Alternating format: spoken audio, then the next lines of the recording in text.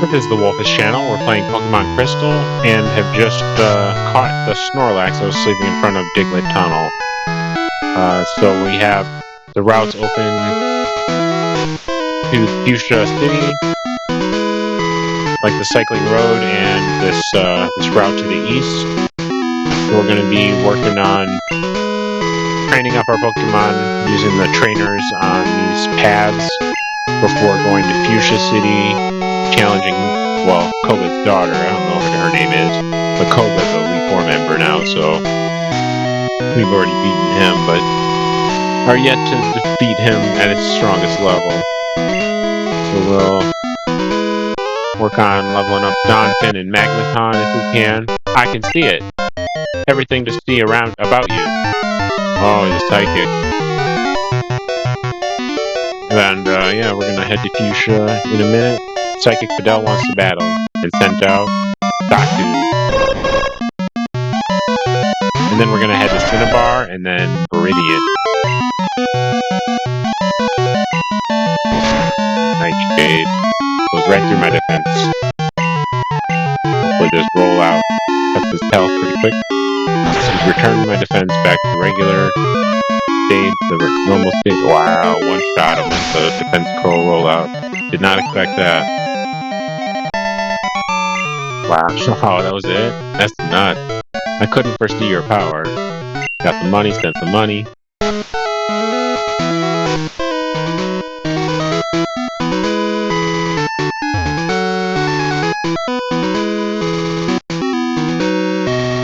I'm not very interested in wild Pokemon battles at this point in Kanto because everything's such a low level until you get to the later parts of Kanto in the original story. It itches and tickles a bit when I wear shorts in the tall grass. I think we all know that feeling. Those youngsters in their shorts, they're so obsessed. Youngster Jason wants to battle and sent out Sandslash. So Sandslash is going to be resistant to rollout. So I better use Spring. Did at least half damage, I'm satisfied. Not very effective, but it's still poison. Did not though, we got lucky.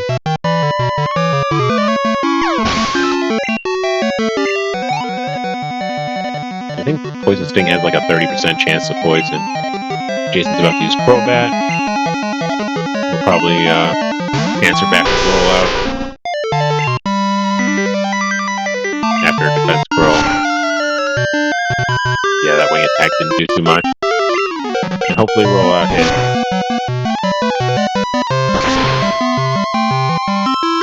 Maybe a one-shot knockout? Oh, not quite. Confuse Ray. If the 90 accuracy wasn't enough, now we got a 45 chance of hitting the opponent with our rollout.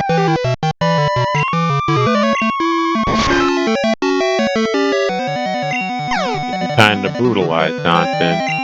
Yeah, he's adding to it now. Again.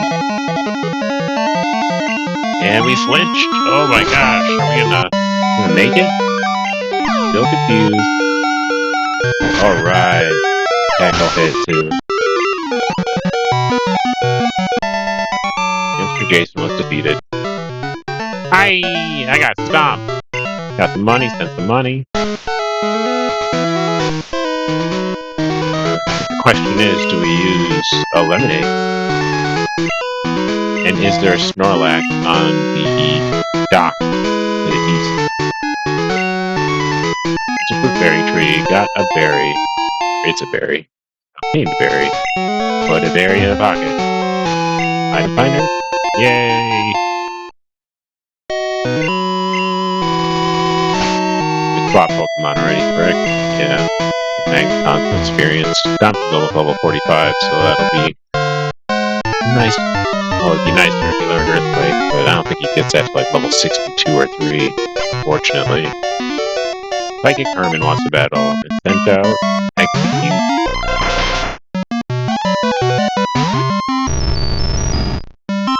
I don't want to do not very effective damage, so we're gonna go with Try Attack.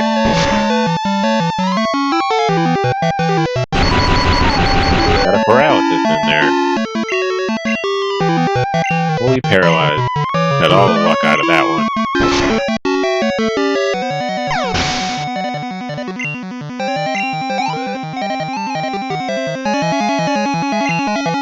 Another execute. Or execute. No one really pronounces the egg in execute. I had a problem with the limited TP on Try Attack though. Before we had Tackle, I think, instead of Flash. But I could really use a Thunderbolt on Magneton. He just doesn't have the endurance to use Try Attack very much. We're gonna swap probably a Togetic. So Typhlosion and Flamethrower sounds really nice. Probably far away. Far off on the horizon. Like Earthquake or Donphin.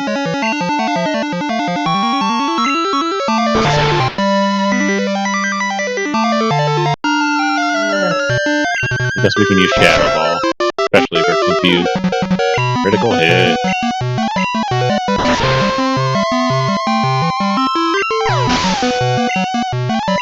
That's the thing, I can't really get rid of Shadow Ball for Psychic because we gotta beat Will, and Togetic might be the best way to do that with its high special defense, except Jinx might come in with an Ice Punch. Psychic Herman was defeated. Silence.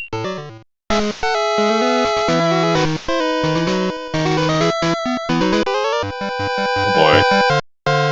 There's no cheating in Pokemon. Let's keep it fair and square. Doesn't sound like a psychic, but he looks like one. Another youngster, and his name is Owen. Wants to battle. Sends out Rowlet.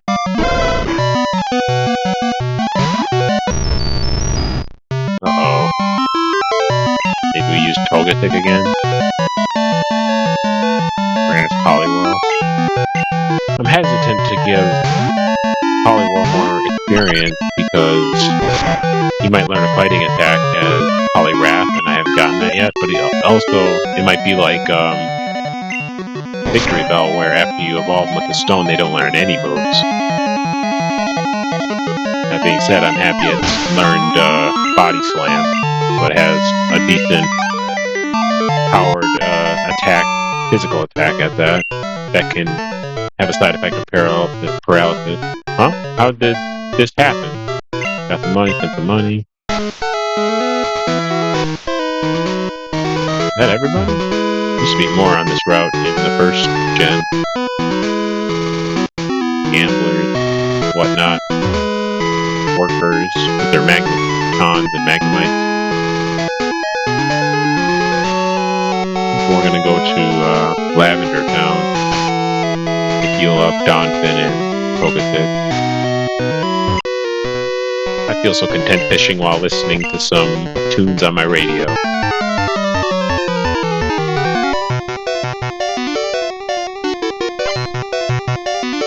Fisherman Steven, Steven wants to battle. I think Steven.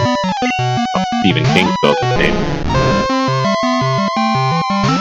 Unevolved level 25 Magikarp. We got one of those dud battles going where you get no experience, just waste PP and time just for the sake of defeating all the trainers. I thought it was all Magikarp, but we got a Tentacruel. Might put up quite a fight, just not with poison damage from Magneton. The water might go through the Steel's defenses though.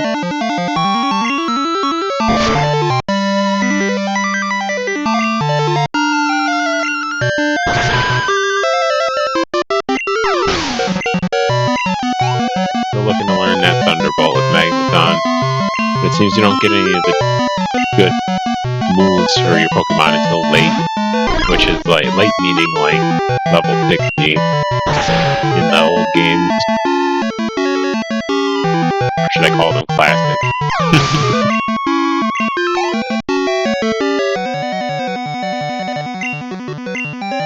The Magikarp.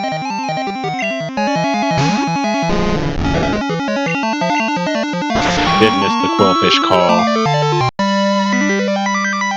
on the last 2 episodes ago. We did not catch a Woolfish, but I'm pretty sure we didn't need to respond to the Dunsparce call because we already caught one of those, I'm pretty sure. Fisher Steven was defeated. My stupid radio distracted me. Got some money, sent some money. Onward. Hope it's another fisherman. Patience is the key to both fishing and Pokemon. You sure it's not luck? With the paralysis and the confusion. Fisher Martin wants to battle, and sent out Remo Raid. I wonder if we caught one of those in this game yet. The Revolver Pokemon. A lot of beam attack. It wasn't until recently I learned that Remo Raid evolves into Octillery. So I played this since the first one came out. Fisher Martin is about to use Remo Raid again. Gonna keep Magneton in. The other one I didn't know about evolving was Carvanha, evolving into Sharpedo. That was also a recent development for me.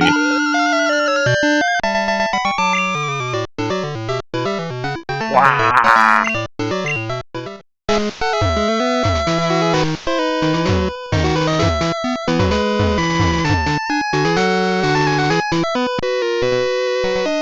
I do have 2 shiny Remo Raids in my Pokemon home. Do you remember? So I can evolve one into Octillery for my shiny Living Dex.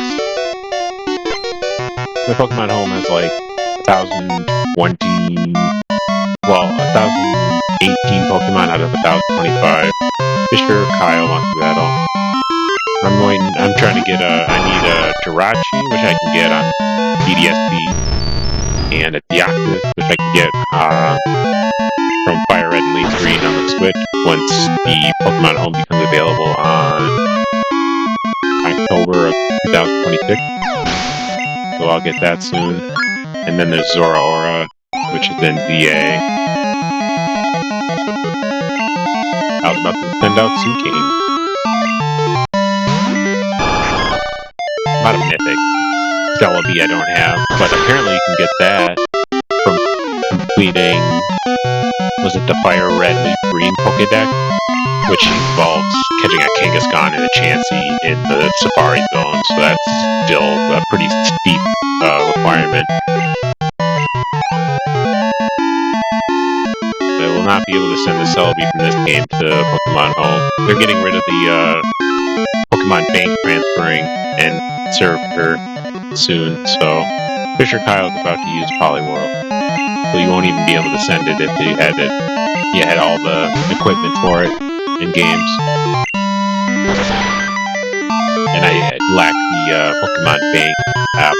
I lost my DS that had it on there before I bought a new one, and found out the hard way you couldn't transfer up if you didn't have it before the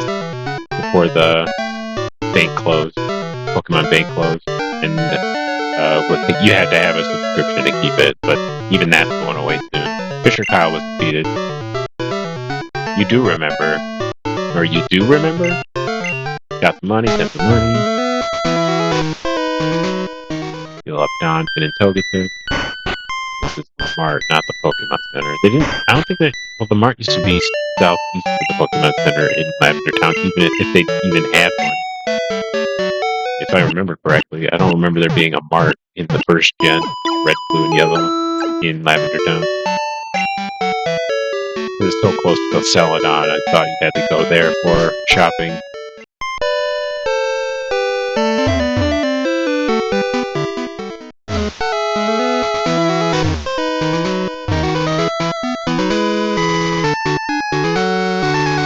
I doubt there's as many trainers on this route in Gen 2 games than there were in Gen 1. What's most important in our everyday lives? Pokemon! I mean, I figure a Pokemon character or NPC would say something like that. Fisher Barney wants to battle. Then again, that might be a little too grandiose even for Pokemon developers. I wonder if he has an answer for us. Or if it's some kind of riddle.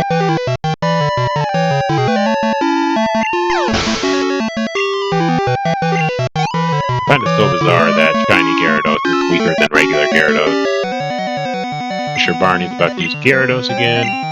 Thundershock that out of existence in a second here.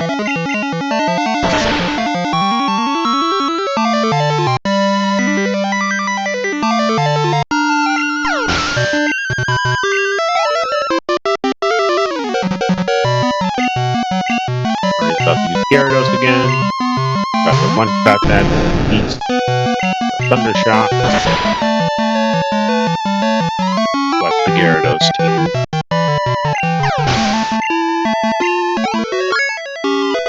Yeah, we did miss the red Gyarados in this game. I thought I was going to catch it. Well, maybe I did. I don't know if I had the balls for it, but going into it, I was really looking to. And I was just like, nah, this ain't worth it. Mr. Barney was defeated. The answer is coming up next. Got some money, spent some money. I think electricity is the most important thing in our daily lives. That makes sense for the conditions of Kanto when I got here. If it weren't, people wouldn't have made such a fuss when the power plant went out of commission. Still got cut. Rare occurrence.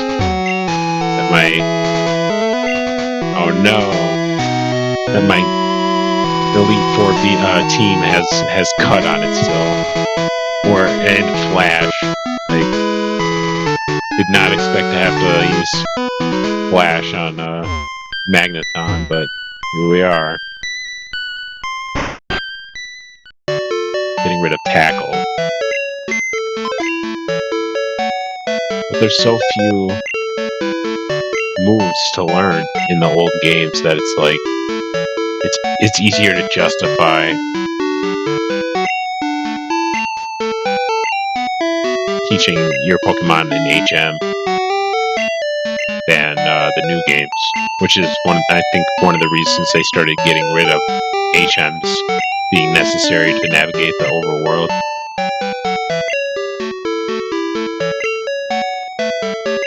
Because there's so many, there's so many more types of Pokemon that you need to, use the right type of move to affect them properly.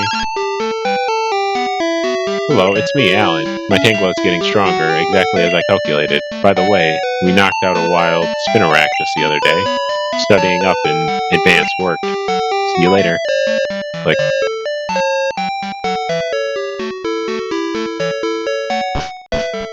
The problem with the different dual types and resistances and type matchup you have to find the weakness for is that I end up typically using a bunch of different types of attack moves on my Pokemon in the new ones, so I can have a party with most of the types of moves that affect the weakness, that affect super effective damage or triggers on Pokemon. So I have a bunch of attack moves, and I used to make fun of people that would only have 4 different type attack moves. Check out my Pokemon, just look at their coloring and their plumage. Because the RNG of status effects really, can be a saving grace for your team. Birdkeeper Brett wants to battle and sent out Pidgeotto. So I recommend, me and my brothers would typically have Thunder Wave or something on our move roster for the Pokemon other than attack moves, because it helps you beat stronger Pokemon like the Houndoom and all that, which is one of the reasons I still have Charm on Togetic, because you can't get the same output of the moves that there's way more of in the later games. Birdkeeper Brett's about to use Bureau. Change Pokemon? No. Brett's without Bureau. So it's way easier to justify having 4 attack type moves with all the different dual types that are resistant to other moves in the later generations. Brett was defeated. Shoot, not good enough. Got some money, spent some money. What did you have to say? Agility is the key attribute of bird Pokemon. So I went from making fun of people that didn't use status moves to like joining that club because the dual type being resistant to so many moves, and the Pokemon can learn more moves than they used to with egg moves and such. Birdkeeper Perry wants to battle and sent out Farfetch. Cute. There's also the matter of physical and special attack, but you can only have both on so many Pokemon. Whereas if you're stuck with one or the other on a Pokemon, they can do stat bonuses and be completely resistant to even what they're weak against. Birdkeeper Perry was defeated. You beat me with your speed. Yeah, that's what it was. Lightnings.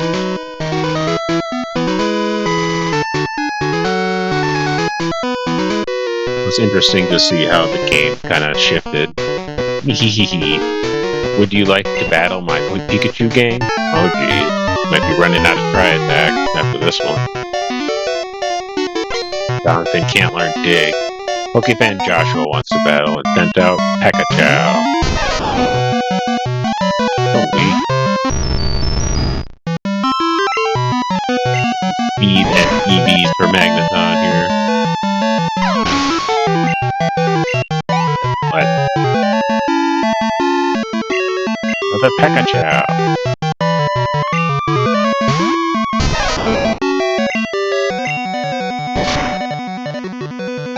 Even though I typically have attack moves for all four of my moves options for a lot of my Pokemon in the later games, I still like to have one that's more favorable for side effects, or, as an attack move, like Flamethrower and Burn,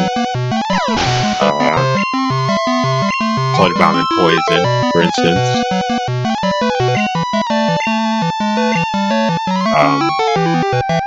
Like Mud Bomb or Mud Shot for speed and accuracy deductions. Those are kind of nice, but they have low power output. They have low power compared to high horsepower and earth power and earthquake. So ground is one I don't mess around as much with the side effects because the accuracy is still low for Mud Shot and Mud Bomb. So I don't trust that it's gonna hit. So it's rare that I want to keep that too long, but I'll keep it for the accuracy deduction of one or the other. Is it Mud Shot that lowers accuracy, or Mud Bomb lowers speed and it's stronger? So the accuracy is like 85. I'm being generous with it. So I really get nervous that it's gonna miss, and I don't want to use those moves unless I have to. Pikachu! But this game doesn't even have those moves. Well, maybe it does for Wooper. But Wooper learns if Wooper learns one of those two moves, it's high. It excels in attack power, not special attack. So you can't really use it to great effect in this game either, because some of the main Pokemon that learns these types of moves excel in a different attack type than even though it's stab type, stab move. So I kind of steer clear of it. You look like you have many Pokemon, but Pikachu's still the best. Alright, enough of the PR. Bow down before my regal Pokemon.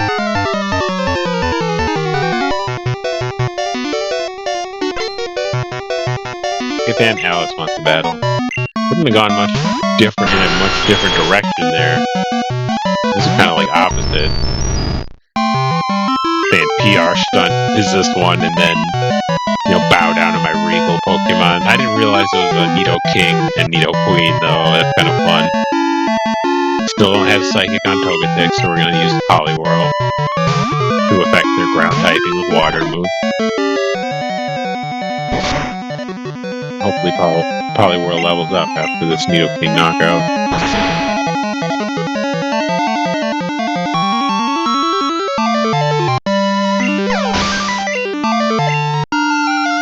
Oh, we split it, so nope. What else we got? Slowking? Really? Slowking might have higher special defense than defense, but I remember Slowbro has better defense than special defense. But it's a nice Pokemon because you can teach it amnesia, raise that special defense, compensate for its lower special defense, and then I'd slap a Rocky helmet on him because his defense is so high and give him Slack off so he could heal half his health every turn. That proved to be a very useful strategy.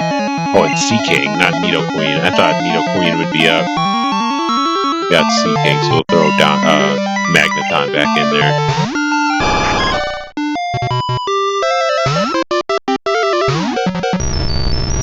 And again, I feel like I'm doing the Blackthorn City challenge where I just leveled up one Pokemon to beat Kingdra with, because the levels of the Pokemon you have to contend with at that point, are so weak that you kind of have to stack them all into one, otherwise you can't beat the boss.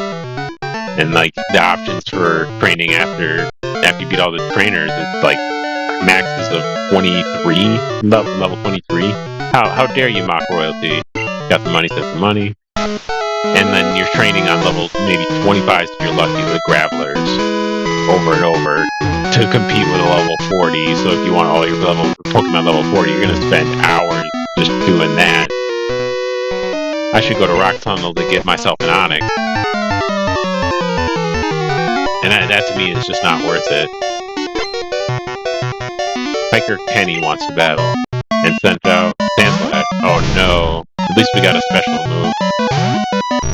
And I doubt it has Dig. And if it does have Dig, I can swap out in time.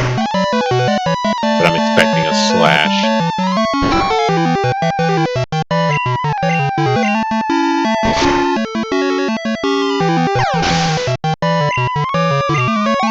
That really peeved me off about this game, where they give you nothing but level 20-somethings to train your Pokemon for a Dragon Gym with a level 40 you have to beat.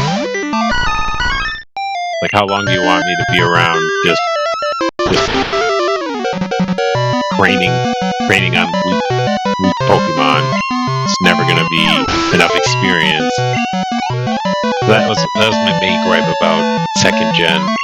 It was really disappointing. It was frustrating, is what it was.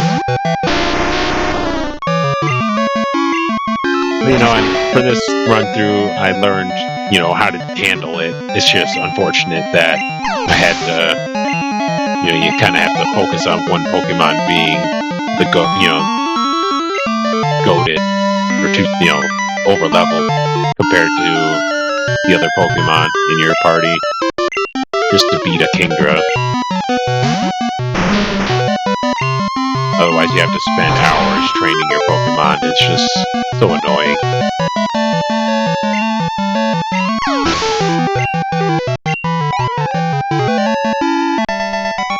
Tiger Kenny was defeated. I lost. Got some money, spent some money.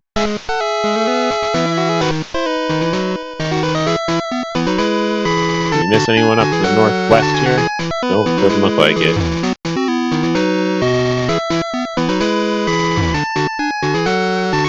I'm just glad my strategy worked for this playthrough. I didn't get stuck on Blackthorn City Gym. And it took me a while to figure out how to overcome that challenge. And I still don't agree with the methods you have to employ to overcome it.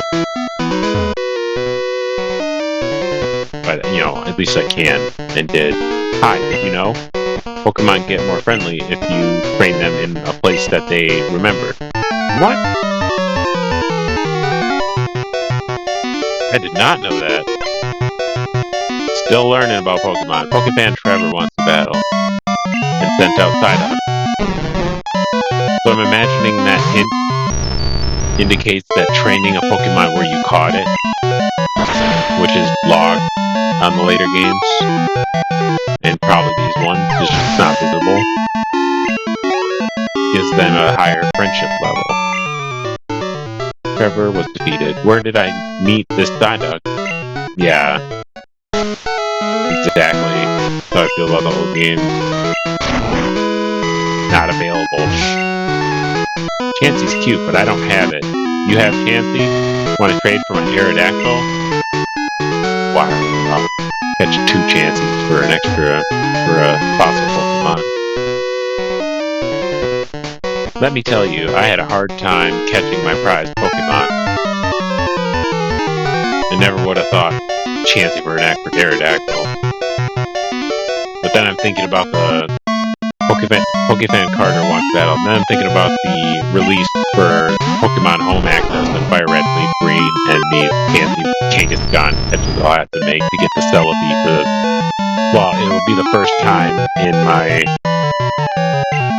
Pokemon playing history that I'd have a Celebi if I got it in this game, but what I really want is the Celebi from Pokemon Home for catching. Is it Pokemon Home that gives it to you? I think it is. For catching all the red Pokemon, Fire Red and Green Pokemon. That's a goal I want to accomplish. But it's so luck based. I'm concerned it won't happen. As well as my focus on the channel taking precedence over my Pokemon Home collection and expanding it. It was like when I got to 1016, I'm like, all right, I'm happy. That's like all the Pokemon. I'm satisfied with that. But then they're paying attention to like the mythics you can't get in the modern games and such. So they re-release these old ones so you buy them so you can get the one Pokemon you're missing, the mythic from that game, basically as a reward for getting all the for catching all the Pokemon. And it's like, I'm glad that's there, but like I'm also a little upset because then I have an obligation to my collection to go after these Pokemon, but it's so luck-based that I'm just frustrated before even trying. Ow! Got the money, spent the money.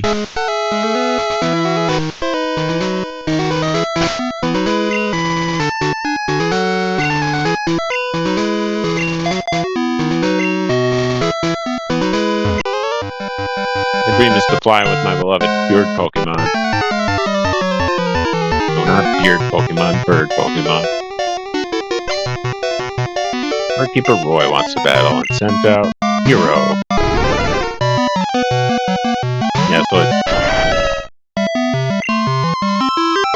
my Pokemon Home has about 1018 out of 1025, and I need Jirachi I can get ESP.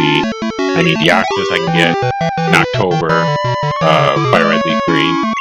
And then I need Zoroark, I can get in Pokemon ZA.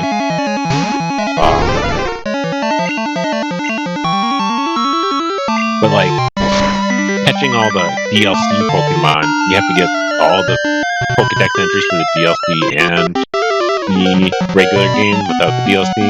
And the DLC Pokemon I'm struggling with, because like you gotta cycle out the RNG chance for certain Pokemon that are released only in the DLC through wormholes that the DLC has that the original didn't. And it's a big RNG farm, like reset type thing, and like kind of annoys me that I have to get lucky and not be skilled enough to get these Pokemon I need, because they're like super rare, and if I haven't got them by now, I wonder if I'll ever find them. But also, like the chance is pretty. You're probably gonna find them if you're looking for them. but it's just going to take a while. And I make that deduction because I haven't encountered or caught them yet, so what are the odds I'll get them when I'm looking for them? And sometimes when you're looking for them, instead of just like, oh, there's this new one, it seems like it takes longer than if you search without looking for them. We're on a field trip to Lavender Radio Tower for social studies.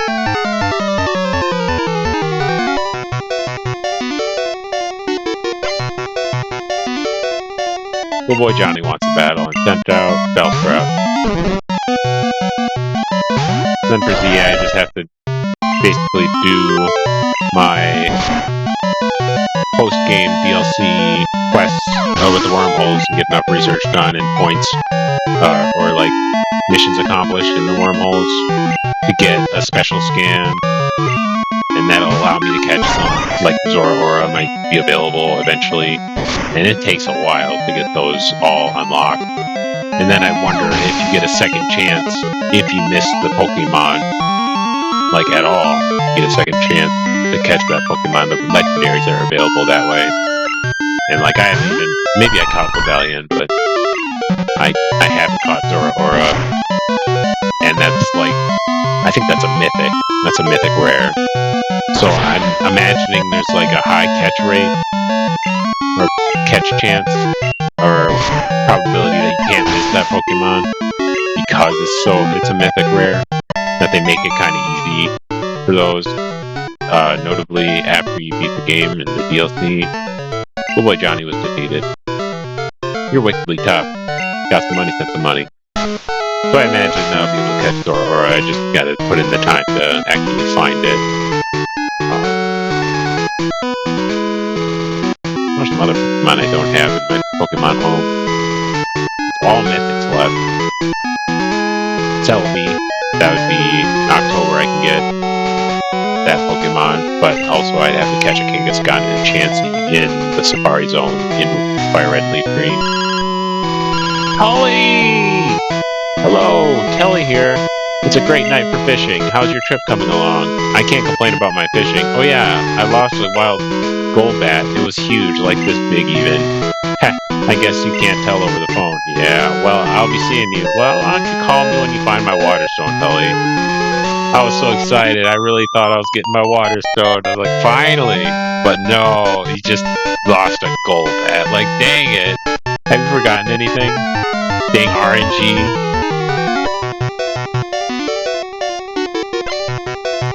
Teacher Colette wants to battle. I gotta say, that's like the worst thing about Pokemon, is you can only be so good before you have to get lucky. Really unfortunate. But it's just a time sink fishing for these Kangaskhan, Chanseys, shiny Pokemon. Red Gyarados, the Moltres I missed. Well, I mean, that one I could have been prevented, but I'd have to save and load, but I just didn't want to. Because I wouldn't be able to trade. So I was like, well, why bother? My favorite class is Gym.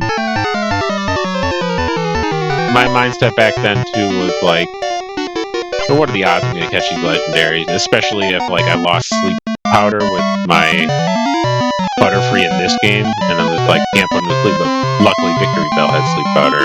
Schoolboy Billy wants to battle and sent out Parrots.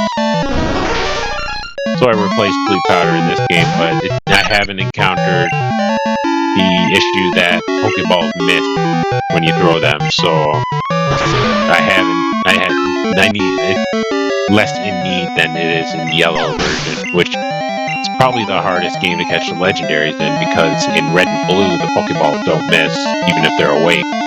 Schoolboy Billy is about to use Poliwhirl. Change Pokemon? No.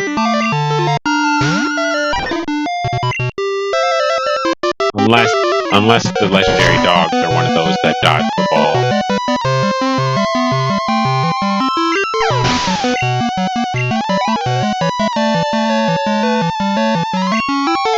Really sending out Ditto, and I'm not changing Pokemon. Double Edge!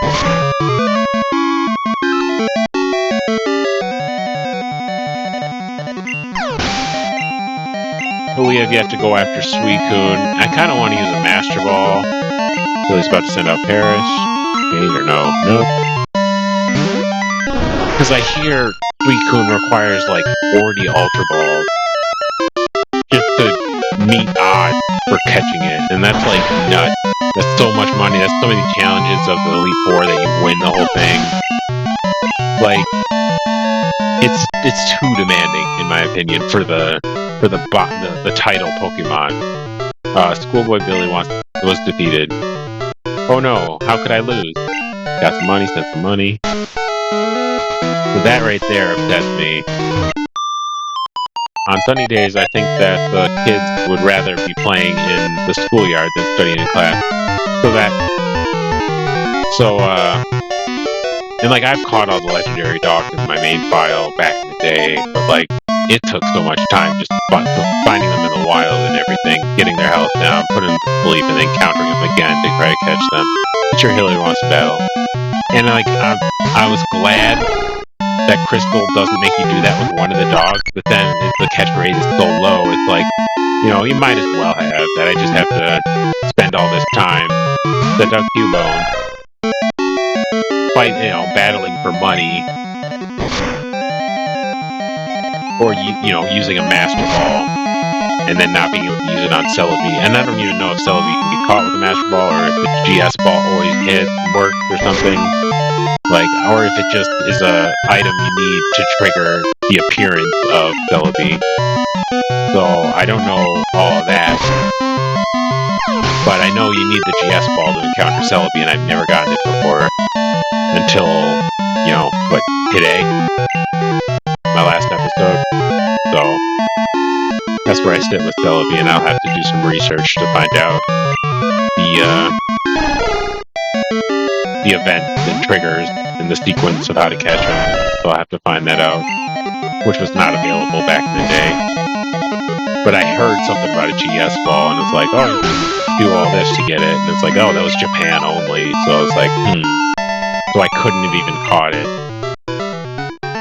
I didn't want to lose. Got some money, sent some money. Then I find it's on the DS download version only. If you don't get the Japanese Crystal version. So then I'm like, what are the odds that I have that version on my DS? And apparently it is that one, so I was happy to get my GS Ball today. Let's battle, I won't lose.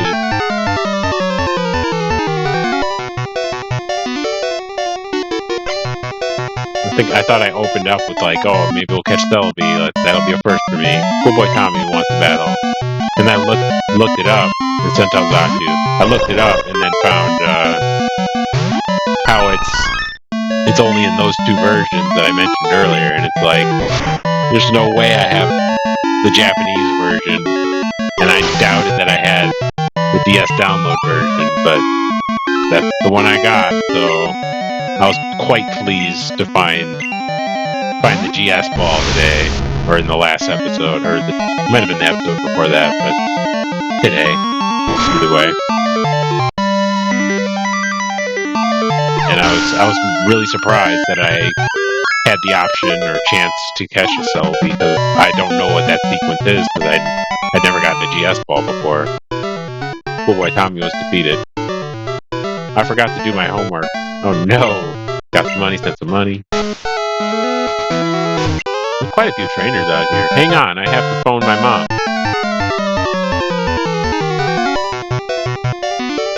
We will be going through the sequence to catch Schoolboy's Kip wants to battle, to catch Celebi sooner or later. So that'll be nice to have that log.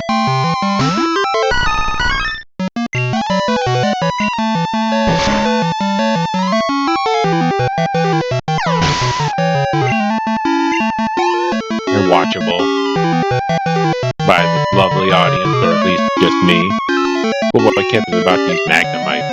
Well, we can't affect him with poison, so let's switch to... Let's go to Typhlosion. So I am grateful I got the right version of Crystal and the ability to catch Celebi. in English without learning Japanese. That just, I mean, that's a time sink right there.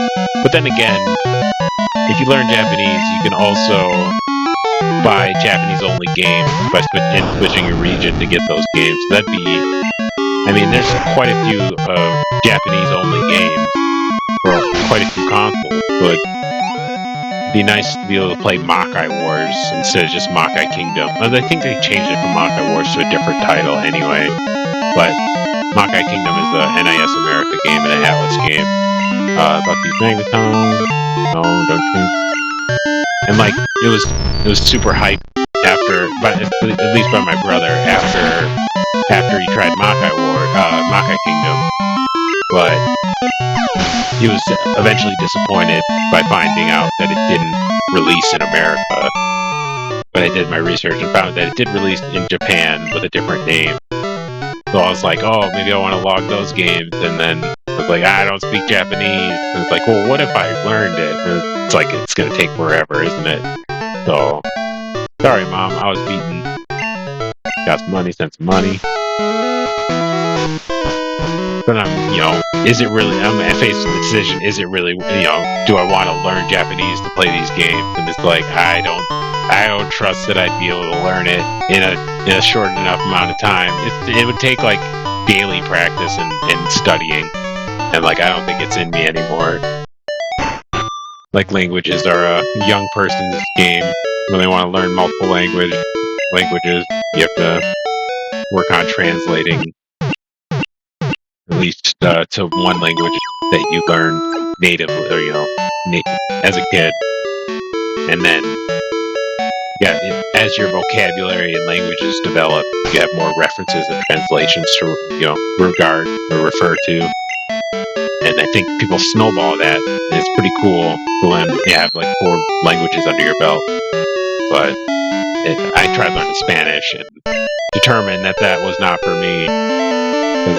I got some base words down, but then when it comes to like verbs or grammar, I get a little messed up because I'm so used to learning or trying to apply English in my daily life that it overwhelms the senses and with familiarity instead of novelty.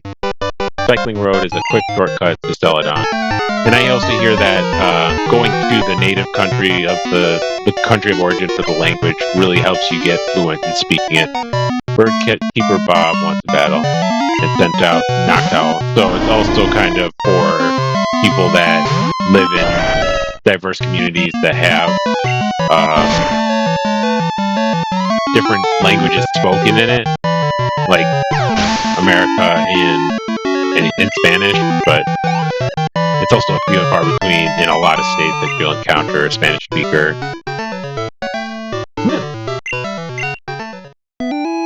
And then you'll have to have kept up with that language to even speak it to them. If you're looking for Pokemon, you have to look in tall grass. But also, what's more is you have to get, at least the way I was learning it, is take enough of the classes to learn the majority of the languages translation. Birdkeeper Boris wants to battle and sent out Go Duo. So you got to devote, a fair portion of your high school education to this other language if you wanna use it at any time. And then it was nice that they offered field trips to go to native or countries of origin for Spanish where they spoke it. But it's also expensive at some point to actually go out of your way and use the language and try to learn in the country. So I figured that wasn't for me, and I wasn't the richest growing up, so I didn't want to put extra strain on my parents paying for this trip and all that. I didn't even ask for games growing up unless it was Christmas. So just didn't feel it was right to put extra strain on my parents because there were 4 kids, 6 of us kids in the house at a certain point. So I was like, what if we all did this? It would be too much. Got some money, spent some money.